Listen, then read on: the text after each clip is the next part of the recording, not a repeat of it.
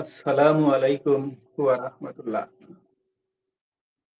প্রিয় দর্শকবৃন্দ, ভ্যাট উইথ ডক্টর রউফ ইউটিউব চ্যানেলে স্বাগতম। আজ আমাদের ১৫৯ পর্ব। এই পর্বে আমরা একটা বিষয় আলোচনা করব। সেটা হলো পণ্যের খুচরা মূল্য বেশি লিখে ডিসকাউন্ট দেয়া। পণ্যের গায়ে পণ্যের খুচরা মূল্য ঘোষিত মূল্যের চেয়ে বেশি লিখে ডিসকাউন্ট দিয়ে ঘোষিত মূল্যের কাছে এসে বিক্রি করা। এই যে একটা প্র্যাকটিস, এই প্র্যাকটিসটা ভ্যাট আইনে করা যাবে কিনা সেই বিষয়টা আজকে আমরা আলোচনা করব। বিক্রয় কৌশল হিসাবে অনেক পণ্য বিক্রেতা এই কৌশল অবলম্বন করে থাকেন। একজন পাঠক প্রশ্ন করেছেন যে তারা ভ্যাট আইনের বিধান অনুসারে পণ্যের ঘোষণা 4.3 দাখিল করে এবং ভ্যাট পরিশোধ করে পণ্য বিক্রি করে। তবে তাদের বিক্রয় কৌশল হিসেবে পণ্যের গায়ে খুচরা মূল্য ঘোষিত মূল্যের চেয়ে অনেক বেশি লিখে রাখে।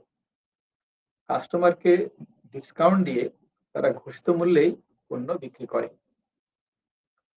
সম্প্রতি ভ্যাট অফিস থেকে বলা হয়েছে যে তাদেরকে পণ্যের গায়ে লেখা মূল্যের ভিত্তিতে ভ্যাট পরিশোধ করতে হবে। এই বিষয়টা কিভাবে সমাধান করা যেতে পারে সে বিষয়ে পাঠক পরামর্শ চেয়েছেন, আইনসঙ্গত মতামত চেয়েছেন। ভ্যাট আইন অনুসারে পণ্যের ঘোষণা মূসক 4.3 দাখিল করতে হয়। মূসক 4.3 ফর্মে প্রতিটা উপকরণের ব্যবহারের পরিমাণ, মূল্য, মূল্য সংযোজনের পরিমাণ ইত্যাদি উল্লেখ করতে হয়। ঘোষিত মূল্যের ভিত্তিতে ভ্যাট পরিশোধ করে ঘোষিত মূল্যে পণ্য বিক্রি করতে হয়। তবে বিক্রয় মূল্য 7.5% হ্রাস বৃদ্ধি করা যায়। 4.3 ফর্মে যে বিক্রয় মূল্য ঘোষণা করা আছে সেখান থেকে 7.5% বা আইনে বলা আছে 7.5%, বিধিতে বলা আছে 10% হ্রাস বৃদ্ধি করা যায়। ভ্যাট বিভাগের কাছে মূসক 4.3 ফর্মে যে ঘোষণা দাখিল করা হয় সে মূল্য পণ্যের গায়ে লিখে রাখার কোনো বিধান নেই। পণ্যের গায়ে যে খুচরা মূল্য এবং উপাদান লেখা থাকে সেটা ভোক্তা অধিকার সংরক্ষণ আইন এবং বিএসটিআই রুলস অনুসারে লেখা থাকে বলে জানি। শুধুমাত্র 4টি পণ্যের ক্ষেত্রে এনবিআর এনবিআর সর্বোচ্চ খুচরা মূল্য নির্ধারণ করে দিয়েছে, যা পণ্যের গায়ে লেখা থাকতে হয়। এই 4টা পণ্য হলো বিড়ি, সিগারেট, জর্দা, গুল। বিড়ি, সিগারেট, জর্দা, গুল। এই 4টি পণ্যের ক্ষেত্রে উৎপাদন পর্যায়ে এনবিআর কর্তৃক নির্ধারিত সর্বোচ্চ খুচরা মূল্যের ভিত্তিতে ভ্যাট এবং সম্পর্ক শুল্ক পরিশোধ করে পণ্য বিক্রি করা হয়। এরপর ট্রেডিং পর্যায়ে আর কোথাও এই পণ্যগুলোর উপরে ভ্যাট বা সম্পর্ক শুল্ক পরিশোধ করতে হয় না। উৎপাদন পর্যায়ে একবারে পরিশোধ করে দেওয়া হয়েছে। এই 4টা পণ্য ছাড়া আর কোনো পণ্যের ক্ষেত্রে পণ্যের গায়ে খুচরা মূল্য লিখে রাখার বিধান ভ্যাট আইনে নেই।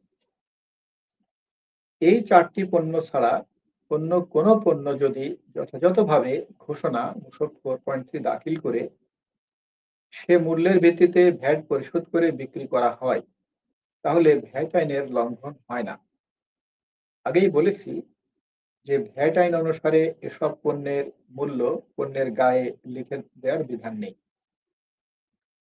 ভোক্তা অধিকার সংরক্ষণ আইন এবং বিএসটিআই রুলস বা অন্য কোনো আইন, বিধি, প্রবিধান বা আইনের ক্ষমতা সম্পন্ন অন্য কোনো দলিল অনুসারে পণ্যের গায়ে মূল্য লেখার যে বিধান আছে তা মেনে চলতে হবে।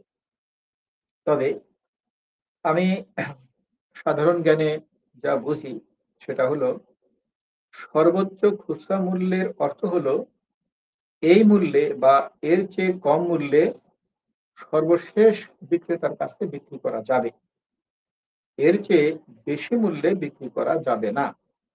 তাই পণ্যের গায়ে লেখা মূল্যের চেয়ে কম মূল্যে বিক্রি করা হলে তাতে কোনো সমস্যা হওয়ার কথা নয়, কোনো আইন ভঙ্গ হওয়ার কথা নয়। ভ্যাট আইনের ধারা ২ এর উপধারা ৫১ উপধারা ৫৯ অনুসারে ডিসকাউন্ট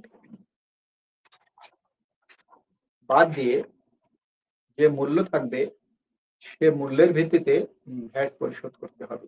তাই এক্ষেত্রে যেহেতু ডিসকাউন্ট দেওয়া হচ্ছে, ডিসকাউন্ট দিয়ে যে মূল্য থাকছে সেই মূল্যের ভিত্তিতে ভ্যাট পরিশোধ করা হচ্ছে এবং সেই মূল্য ঘোষিত মূল্য। এনবিআর এর ভ্যাট বিভাগের কাছে যে ঘোষণা দেওয়া হয়েছে মূসক 4.3 যার থেকেও ৭.৫ বা ১০% হ্রাস বৃদ্ধি করে বিক্রি করা যায়, সেই মূল্যে বিক্রি করা হচ্ছে, তাহলে এখানে কোনো সমস্যা হওয়ার কথা নয়। ভ্যাট অফিসের দায়িত্ব হলো প্রকৃত বিক্রয় মূল্যের ভিত্তিতে ভ্যাট আদায় করা, যেটা ঘোষিত মূল্য। ঘোষণা যথাযথ আছে কিনা সেটা ভ্যাট অফিস যাচাই করতে পারে।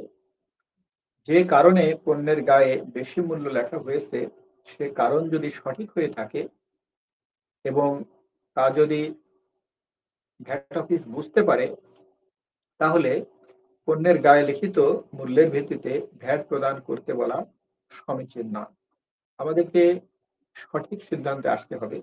আমাদেরকে বুঝতে হবে যে কোন কারণে পণ্যের গায়ে বেশি মূল্য লিখে রাখা হয়েছে, যদিও ভ্যাট বিভাগের কাছে ঘোষিত মূল্য কম। পণ্যের গায়ে বেশি মূল্য লেখা দেখে ভ্যাট অফিসার মনে করতে পারেন যে পণ্য হয়তো বেশি মূল্যে বিক্রি হচ্ছে। তাকে তথ্য প্রমাণ দিয়ে কনভিন্স করার দায়িত্ব পণ্য বিক্রেতা।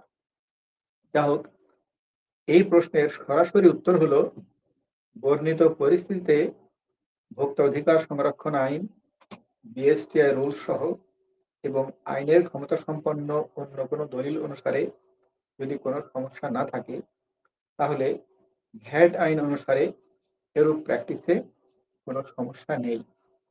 ঘোষিত মূল্যের চেয়ে বেশি মূল্য পণ্যের গায়ে লেখা যাবে এবং ডিসকাউন্ট দিয়ে ঘোষিত মূল্যে বা তার চেয়ে ৭.৫% হ্রাসকৃত বা বর্ধিত মূল্যে বিক্রি করা যাবে। ৭.৫%, ১০% হতে পারে বিধি অনুসারে। তো প্রিয় দর্শকবৃন্দ, আমাদের আজকের সেশনের যে মর্মার্থ, আমি আশা করি সেটা আপনারা বুঝতে পেরেছেন। মাঠ পর্যায়ে একটা প্র্যাকটিস বর্তমানে চালু আছে।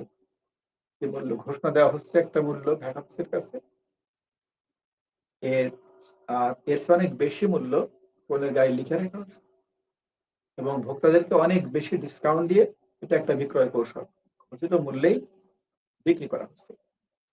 তো এই অতিরিক্ত মূল্য এইভাবে পণ্যের গায়ে লেখা যাবে কিনা সেটা ভ্যাট আইনের আলোকে আমরা বিশ্লেষণ করলাম এবং আমরা দেখলাম যে ভ্যাট আইনের আলোকে এতে কোনো সমস্যা নেই। এখানে কোনো ভ্যাট ফাঁকি হচ্ছে না, ভ্যাট আইনের কোনো বিধান লঙ্ঘন হচ্ছে না। তো প্রিয় দর্শকবৃন্দ, আজ আমরা এই পর্বের প্রায় শেষে চলে এসেছি।